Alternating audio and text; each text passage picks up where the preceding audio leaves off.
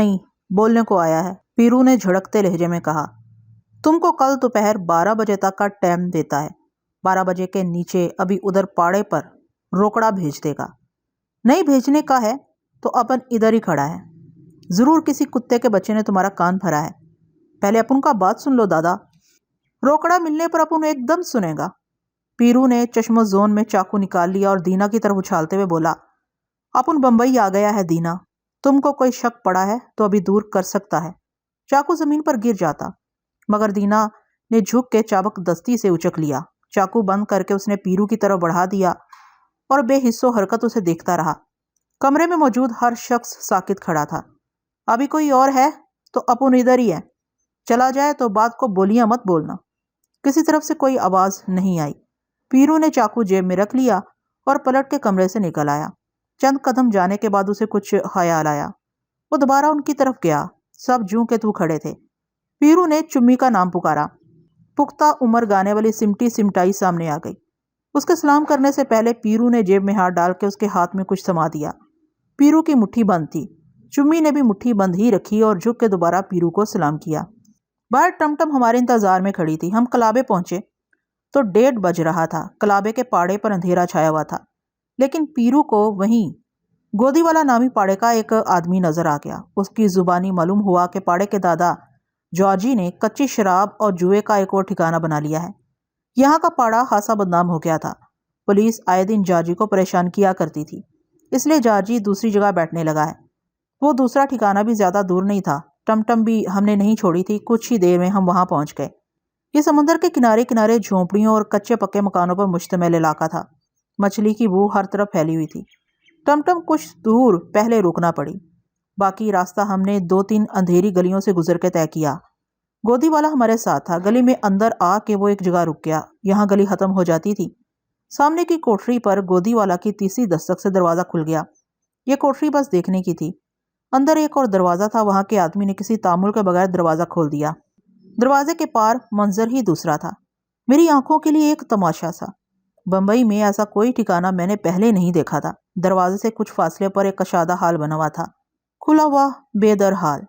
ऊपर बांसों और लकड़ियों पर टिकी हुई टीन की छत, नीचे ईंटों का पुख्ता फर्श, अंदर कुर्सियां, मेजें और बेंचें। फासले फासले से पड़ी हुई एक तरफ एक बड़े काउंटर के आगे ऊंचे ऊंचे स्टूल। तमाम साजो सामान रंगीन, यहाँ तक के बांस और छत सब मुख्तलिफ रंगों में रंगे हुए। उस वक्त वहां ज्यादा आदमी नहीं थे, मगर चहल पहल भी कम नहीं थी। खाली मेजों और कुर्सियों की तादाद से अंदाजा किया जा सकता था कि कितने लोग वहां आते होंगे। हाल के चारों तरफ खुली जगह थी और खुली जगह के साथ छोटी बड़ी कोठरियां बनी हुई थी, कोई खुली हुई कोई बंद। गैस की लालटेनों और हंडों की रोशनी में बैठे हुए गिनती के आदमियों के सामने बोतलें और गिलास रखे थे और ताश फैले हुए थे। उनके गिर्द जन्हे उछल कूद कर रहे थे। हाल में 2 औरतें उन आदमियों के बीच में घुसी बैठी थी। एक अधेड़ उम्र औरत काउंटर पर भी मौजूद थी। इधर उधर चंद और आदमी भी एक दूसरे से बेनियाज अलग अलग बैठे थे। पीरू हॉल के बाहर खड़ा ताज्जुब से देखता रहा। अभी क्या दादा? अभी जाता टाइम पे आया है। दिन भर इधर साला मेला लगता पड़ा है। सूरज डूबने पे ना पूछो कैसा मारामारी होता है। साला बैठने का जगह नहीं मिलता। पीरू का तजस्सुस भांप के गोदी वाले का हौसला बढ़ा। उसने बताया कि जो लोग हाल में बैठना नहीं चाहते उनके लिए वो इतराफ में बनी हुई कोठरियों का इंतजाम है। एक तरफ की कोठरियों के दरवाजे साहिल की तरफ खुलते हैं। जगह ना मिलने पर यहाँ से गुजर के लोग साहिल पर चले जाते हैं। वहाँ भी दारू और जुए का शुगल रहता है। शाम को कुछ औरतें भी आ जाती हैं। कोई नाचती है, कोई गाती है, कोई यूं ही दारू पीने वालों का दिल बहलाती है, खुशफेलियां करती रहती हैं। गोदी वाले की जुबान कैंची की तरह चल रही थी। पीरू ने उसे रोक दिया और दरमियान की 3 गजी के करीब खुली जगह का फासला तय करके हाल में दाखिल हुआ। अलग अलग मुख्तलिफ मेजों पर बैठे हुए 2 आदमी पहले तो हमें देखकर चौकन्ना हुए और जब हम काउंटर की तरफ बढ़े जहाँ तेज रोशनी थी तो वो दफतन उठ खड़े हुए। काउंटर पर बैठी हुई कटे हुए सरमई बालों और तीखे नक्शो निगार वाली औरत ने भी हमें देख लिया था और उसकी उम्र 30-35 साल के लगभग होगी। पहले तो उसने मुंह बनाया, लेकिन फिर इसकी चीख से सारा हाल गूंज उठा। हे दादा, अपन का दादा। उसके वल्हाना सदा से सभी की नजरें हम पर मरकूज हो गई। कोई भी बैठा ना रह सका। अभी कैसा है मारी तुम? पीरू के लहजे में इश्तियाक शामिल था। अपन तो ठीक है, पर तुम? उसने सरखुशी से ताली पीटी और अपने हाथ सीने पर रख ली। अपन क्या देखता पड़ा है? वो आंखें मसलते हुए बोली, किधर चला गया था? अपना मारी को भी बोल के नहीं गया? जाते टाइम जल्दी में था मारी। इतने दिन किधर छुपा रहा? लोग साला इधर सीधा उल्टा बोलता था। बाई गॉड, अपन कितना प्रे किया, फादर जानता है कि अपन पीरू दादा के लिए उसको क्या बोलता था। अपन जानता है और जब ही तो अपन लौट के आ गया। पीरू ने हंसकर कहा, बच्चा लोग अभी कैसा है? एकदम ऑल राइट, मारी चहक के बोली। हर फोर्ट नाइट अपन उसको पूना देखने को जाता है। दोनों उधर बहुत हैप्पी हैं, पर दादा अपन सोचता है क्या पता थोड़ा पढ़ लिख के अपन को पहचाने भी के नहीं। ना पहचाने साला, पर रहेगा तो ठीक। पीरू ने बेपरवाही से कहा और मारी के चेहरे पर नजरें जमाते हुए बोला, पर तुम अभी कैसा है? रंग थोड़ा काला कर लिया है। अभी और काला हो जाएगा दादा। मारी की आवाज़ बदल गई। अभी क्या दिखता है? इतना काला हो जाएगा कि अभी नज़र भी नहीं आने का। ऐसा क्या बात है मारी? पीरू ने नरमी से पूछा। बात क्या होएगा दादा? मारी ने सर झुका लिया। उसकी आवाज़ ही नहीं, चेहरा भी बिगड़ने लगा। वो कुछ कहना चाहती थी, मगर उसे एहसास हुआ कि वो अभी तक खड़ी है। उसने गले में पड़ी हुई डोरी खींच के एप्रन उतारी और झट काउंटर छोड़कर बाहर आ गई। वो लंबे कद और मुतवाजन बदन की औरत थी, स्कर्ट पहने हुए। हाल में सभी लोग अभी तक खड़े थे। मारी ने गरजते हुए उनसे बैठ जाने को कहा और बैरों को फिटकारने लगी।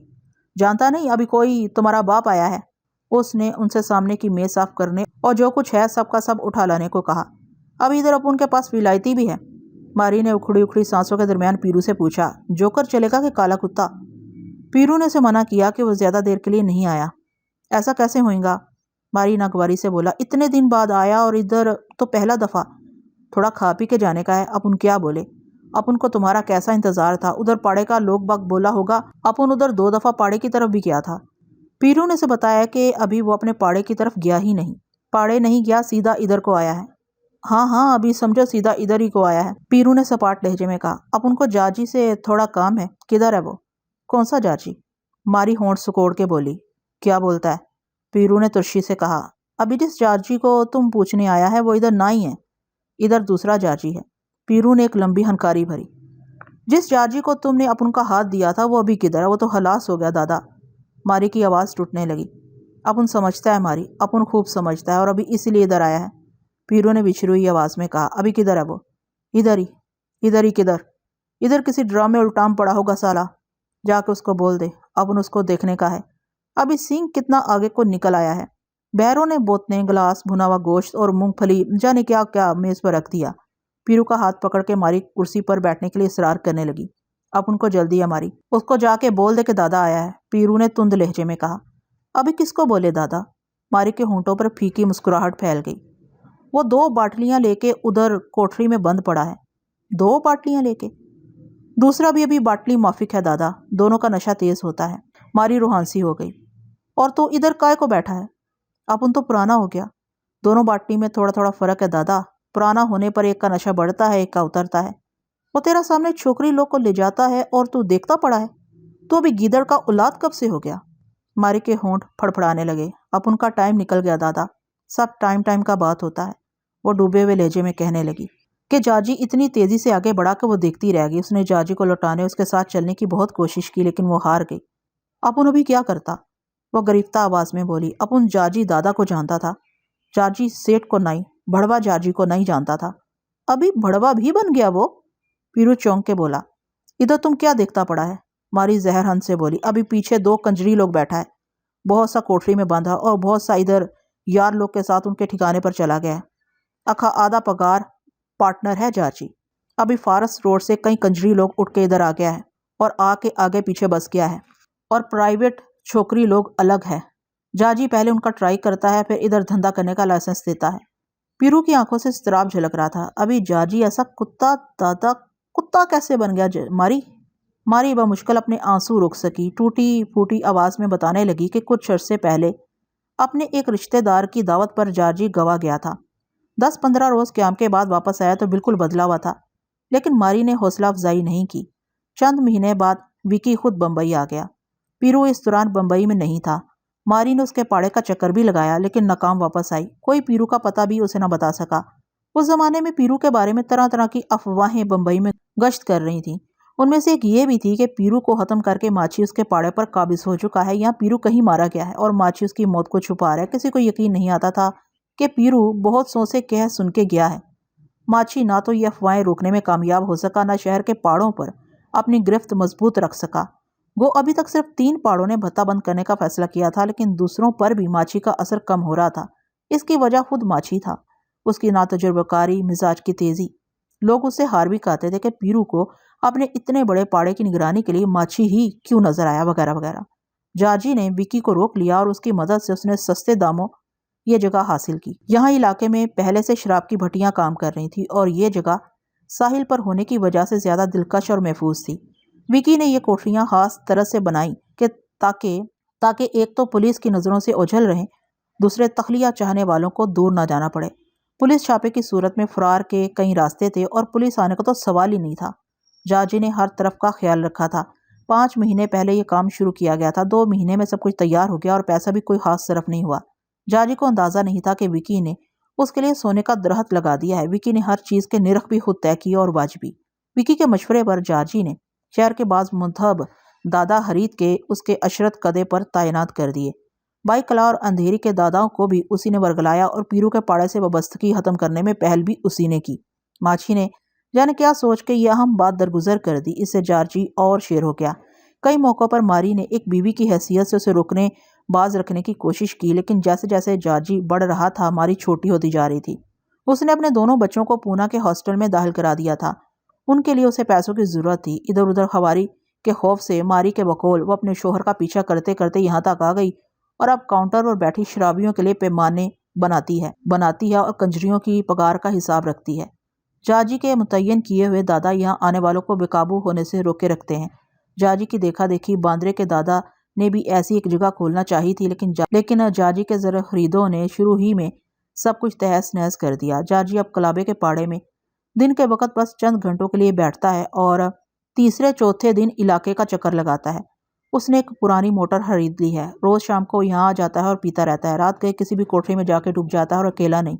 मारी बता रही थी कि तकरीबन रोज का यही मामूल है। पर सब तेरा खोट है मारी, पीरू भुन्नाई हुई आवाज में बोला। भूल क्या? अबू ने तुझको शादी में अभी क्या चीज दिया था? अबू ने संभाल के रखा है। अभी काय को दिया था? ऐसा दबा के रखने को, जंग लगाने को नहीं? तो अभी इस हरामी का आंख क्यों निकाल के बाहर नहीं किया? पर 2 बच्चा अभी तुमने नहीं दिया था। पीरू जज्बाज होकर रह गया। कौन सा कोठरी में है अभी वो कुतिया का जना? उसने आछी आवाज में पूछा। मारी ने दजीदा निगाहों से एक कोठरी की तरफ इशारा किया। पीरू फौरन कुर्सी से उठ गया और मारी ने जिस कोठरी की निशानदही की थी तेज कदमों से उसकी जानिब बढ़ा। मारी चिल्लाने लगी, नहीं दादा नहीं, अपन का बात सुनो। अभी ये टाइम नहीं। अभी तुम उधर गया तो अपन को अभी कोई फिक्र नहीं है। अभी तुम इधर आ गया है तो अपन को अभी कोई फिक्र नहीं है। पीरू ने तवज्जो नहीं दी, लेकिन मारी ने भागकर उसका कुर्ता पकड़ लिया और घुटनों के बल जमीन पर बैठ के तड़पती बिलखती आवाज में बोली, ये टाइम ठीक नहीं है दादा, अभी बहुत टाइम आएगा। हट जा मारी, अपन तेरा नहीं अभी अपना हिसाब के लिए आया है। तेरा तो बाद में चुकता करेगा। अभी तो इससे बात भी नहीं होएगा दादा, वो शाम से पी रहा है। अब उन देख लेता है, पर तू इधर से हट जा। पीरू ने उसका बाजू पकड़कर एक तरफ हटा दिया। मारी फील मचाने लगी। अभी ज्यादा लफड़ा किया तो अपन पहले तुझको। पीरू ने झुंझला के कहा। इतनी देर में 4 आदमी कोठरी के गिर्द पहुंच के उनके तेवर ठीक नजर नहीं आ रहे थे। मारी एकदम बहुत सी अलग खड़ी होगी। पीरू ने भी उन लोगों को देख लिया था। पीरू आगे बढ़ा तो उनमें से चौड़े डैल का एक आदमी कोठरी के दरवाजे पर टांगे फैला के खड़ा हो गया। उसके हाथ में खुला हुआ चाकू था। तेरा इधर अभी कोई नहीं है क्या? पीरू ने दुरुस्ती से कहा। उसकी आवाज हैरत अंगेज हद तक थमी हुई थी। करीब जाने के बजाय उसने रुक के दरवाजे पर छाए हुए आदमी से कहा कि वो सामने से हट जाए। जब तक अपन इधर है तुम ऐसा अंदर नहीं जा सकता। पर तू है अभी कितनी देर का? उनकी तादाद 4 थी। बाकी 3 ने दरवाजे के पास ही हिसार सा बना लिया था। पीरू दरवाजे वाले आदमी के सर पर पहुंच गया। विठल और मैं भी चंद कदम आगे हो गए। दरवाजे के पास जाके पीरू ठहर गया और मारी की तरफ मुंह करके बोला, मारी अभी इसी लोग को पैसा दे के जार्जी ने खरीदा है। इनको तो चाकू पकड़ना भी। पीरू ने अभी बात मुकम्मल नहीं की थी कि दरवाजे पर खड़े हुए आदमी की कलाई उसके हाथ में थी। पीरू के जिस्म में एक लहर सी उठी थी। मेरी बिनियाई के लिए वो पलक झपकने की कोई गफलत थी या किसी झुमाके की हैरगी? पीरू के मुखातिब होने के सबब दरवाजे पर सीना ताने और चाकू उठाए हुए आदमी की तवज्जो भी एक लहजे के लिए सही मगर मुंतशिर होनी चाहिए थी।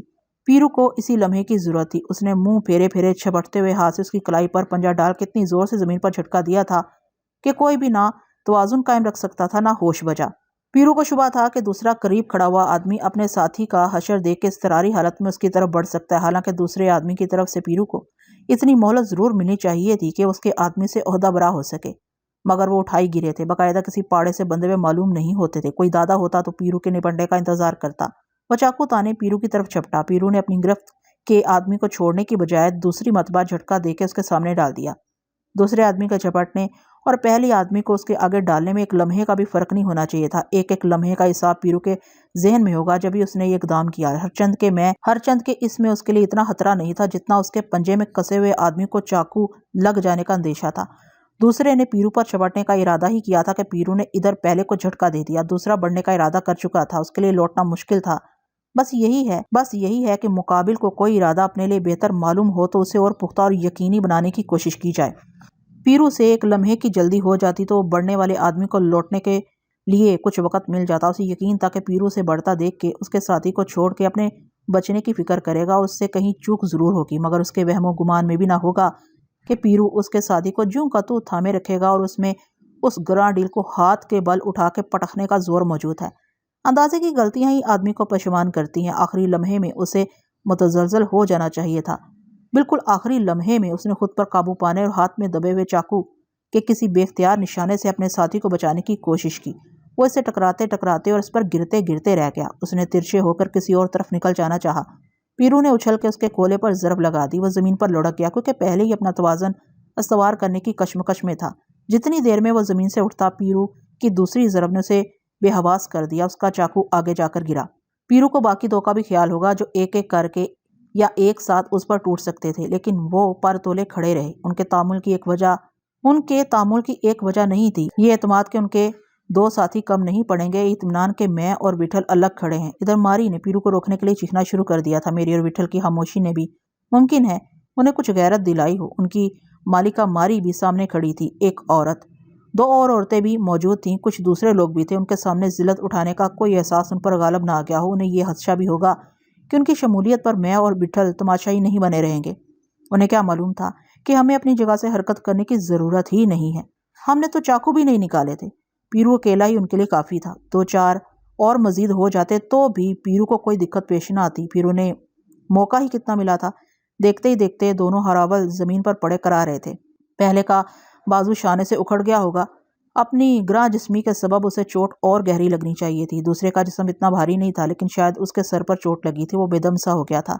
4-5 आदमियों के साथ जोर जमाई में ज़्यादा हिलाजोई से काम लेना पड़ता है। गलत तासुर देना और एक दूसरे के फैसले मुंतशर कर देना, एक दूसरे को इशारों का मौका ना देना और पहले ही हल्ले में दो एक को नीम जा कर देना फुर्ती की हर वक्त और हर मरहले पर ज़रूरत होती है, लेकिन ज़्यादा आदमियों में दिमाग की हाजिरी की ज़्यादा। कोई और वक्त होता तो पीरू इस सूरत हाल को कुछ और तूल देता। अच्छे उस्ताद और दादा इसे अपनी मशक समझते हैं। वो पहले मरहले में अपना कारी दाव नहीं आजमाते, आजमाइशी पैंतरे बदलते रहते हैं। मशक का ये एक निहायत फितरी तरीका है। पीरू ने इन्हें बस चंद लम्हों में निपटा दिया।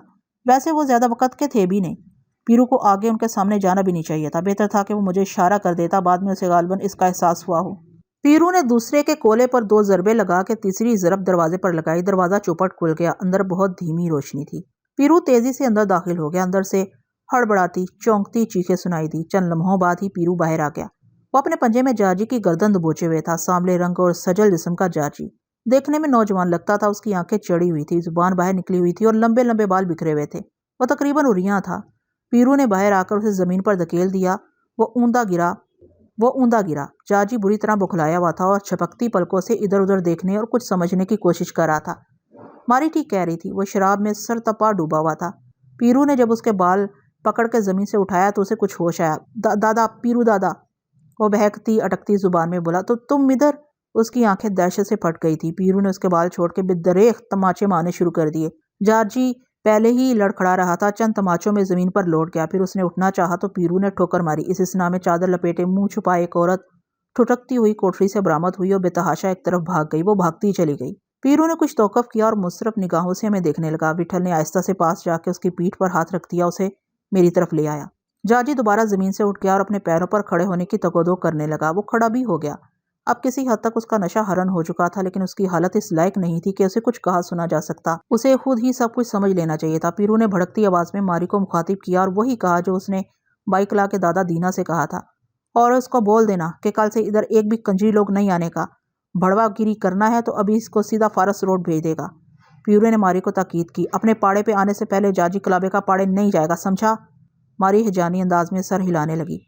जाजी गुम खड़ा पीरू को देख रहा था। पीरू ने एकदम दुबके हुए गोदी वाले को इशारा किया। उसी कोठरी की तरफ चल पड़ा जिससे हम अंदर दाखिल हुए थे।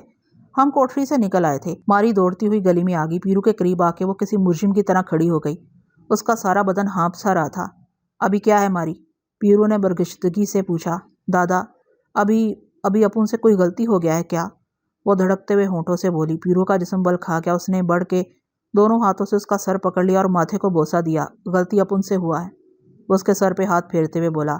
जो इस हरामी का हाथ में तेरा हाथ दिया, पर अपुन अभी आ गया है जानी। मारी उसके शाने पर सर टिकाए से सकती रही। टमटम अभी मेन रोड से पाड़े की चौड़ी गली में दाखिल नहीं हुई थी कि उन्होंने हमें आ लिया।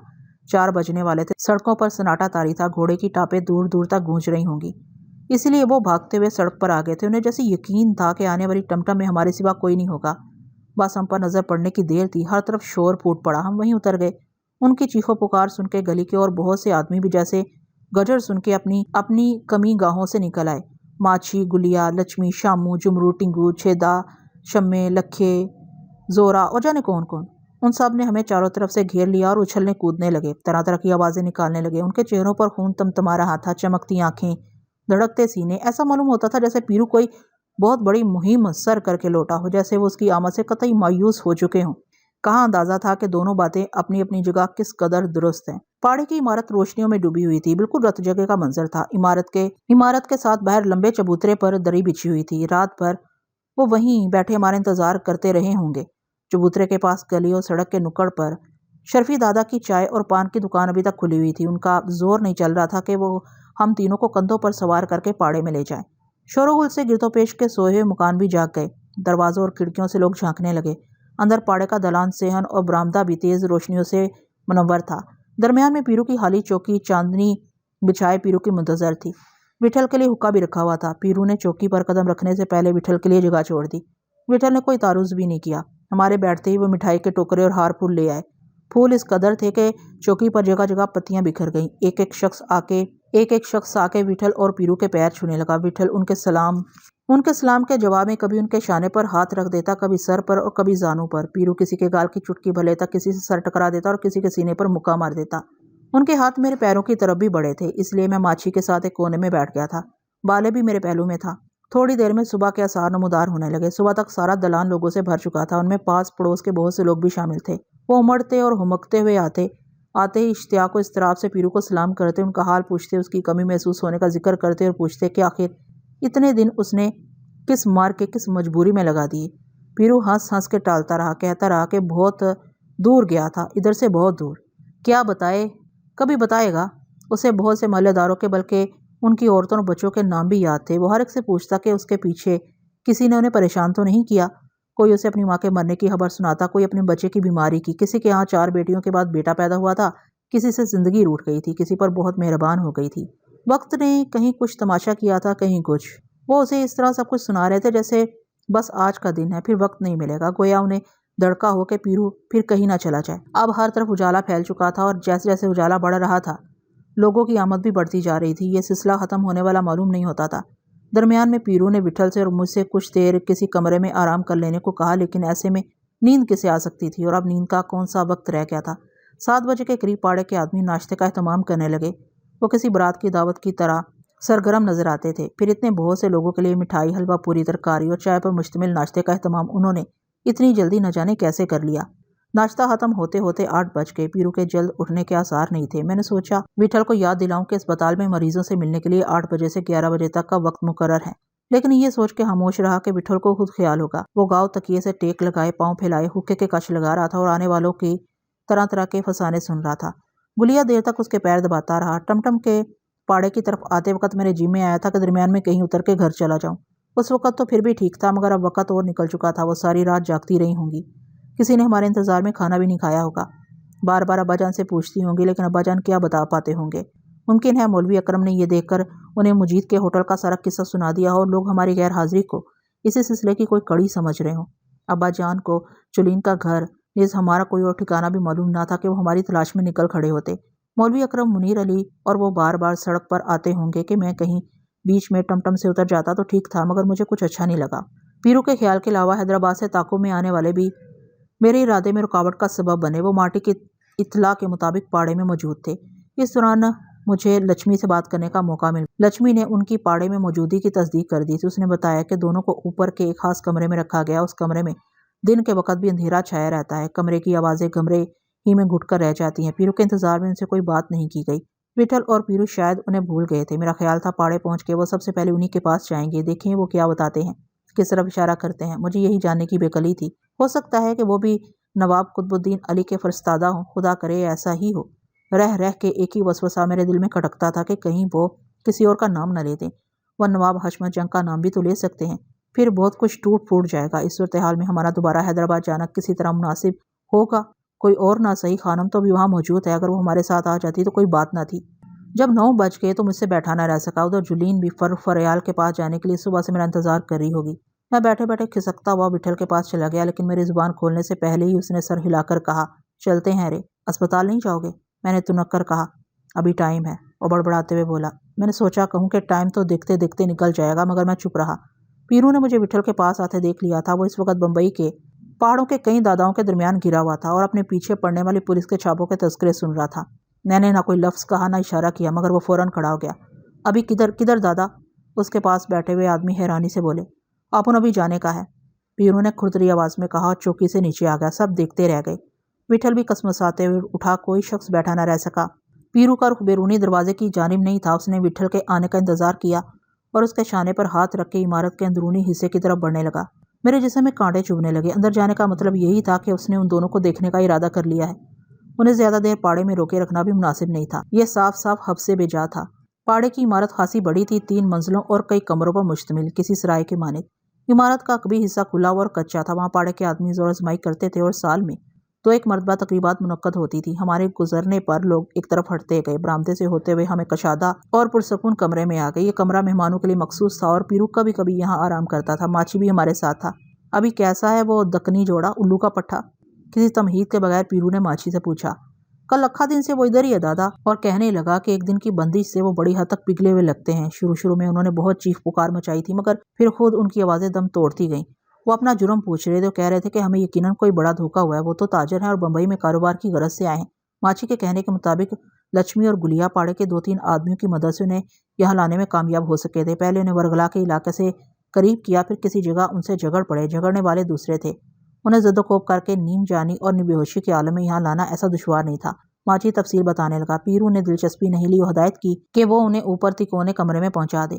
चंद मिनट बाद हम ऊपर पहुंचे तो वो कमरे में मौजूद थे, माची और पाड़े के 2 आदमी और भी। उन्होंने उन दोनों को दीवार के साथ लगी बेंच पर बिठा रखा था। दोनों पहचाने नहीं जा रहे थे।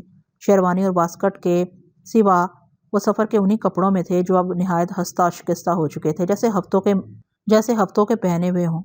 दाढ़ी बड़ी हुई, बाल बिखरे हुए हों, खुशक आंखें वीरान, चेहरे पर जा बजा खराशें, कुर्ते पर खून के धब्बे, पर कटे परिंदों की मानित। एक दिन में आदमी इससे ज्यादा कितना बदल सकता है? कहते हैं कभी कान भी सूंघने लगते हैं। आहटों की बू, जीनों पर चढ़ते हुए हमारे दबे कदमों की आहटें उन्होंने सूंघ ली थी, इसलिए उनकी निगाहें दरवाजे पर लगी हुई थी। हमारे दाखिल होने पर दोनों को झटका सा लगा, जैसे किसी बुरे ख्वाब की दहशत में आंख खुल जाए।